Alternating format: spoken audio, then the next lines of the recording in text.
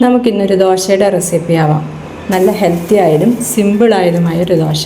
കുറച്ച് മാത്രം അരി ചേർത്ത് കൂടുതൽ ധാന്യങ്ങൾ ചേർത്തുകൊണ്ട് ഉണ്ടാക്കുന്നൊരു ദോശ അരച്ച ഉടനെ തന്നെ നമുക്ക് ചുട്ടെടുക്കാൻ പറ്റുന്നതാണ്. അതിനായി ഒരു പാത്രത്തിലേക്ക് 1 കപ്പ് പച്ചരി, പിന്നെ ചോറ് വയ്ക്കാൻ പറ്റുന്ന ഏത് അരിയാണെങ്കിലും കുഴപ്പമില്ല, 1 കപ്പ് ഉണങ്ങലരി. അതേ പാത്രത്തിൽ തന്നെ കടലപ്പരിപ്പ്, ഉഴുന്നുപരിപ്പ്, ചെറുപയർ, ചെറുപരിപ്പ്, തുവരപ്പരിപ്പ്, ഒരു 2-3 വറ്റൽമുളക് എല്ലാം കൂടി ഇട്ട് വെള്ളം ഒഴിച്ച് ഒരു 3-4 മണിക്കൂർ നേരത്തേക്ക് കുതിർത്താൻ വയ്ക്കുക.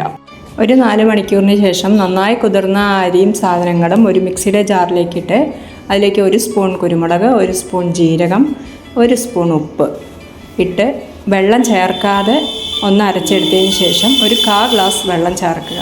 എന്നിട്ട് റവയുടെ പരുവത്തിലായിരിക്കണം അത് അരച്ചെടുക്കേണ്ടത്. വെണ്ണ പോലെ അരയേണ്ട കാര്യമില്ല.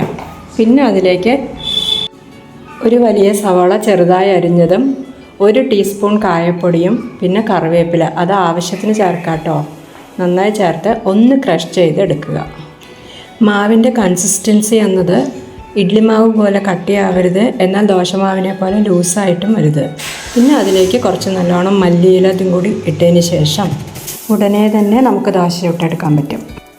നല്ല ചൂടായ ദോശക്കല്ലിലേക്ക് മാവ് ഒഴിച്ച് നല്ല നൈസായി പരത്തിയെടുക്കാൻ. എന്നിട്ട് അതിലേക്ക് നെയ്യ് അല്ലെങ്കിൽ നല്ലെണ്ണ എന്താണെന്ന് വെച്ചാൽ അതിലേക്ക് ഒഴിക്കാം. ഇരുവശവും നന്നായി മുരിച്ചെടുത്ത് കഴിഞ്ഞാൽ നല്ല ക്രിസ്പി ആൻഡ് ഹെൽത്തി ആയ ദോശ റെഡി.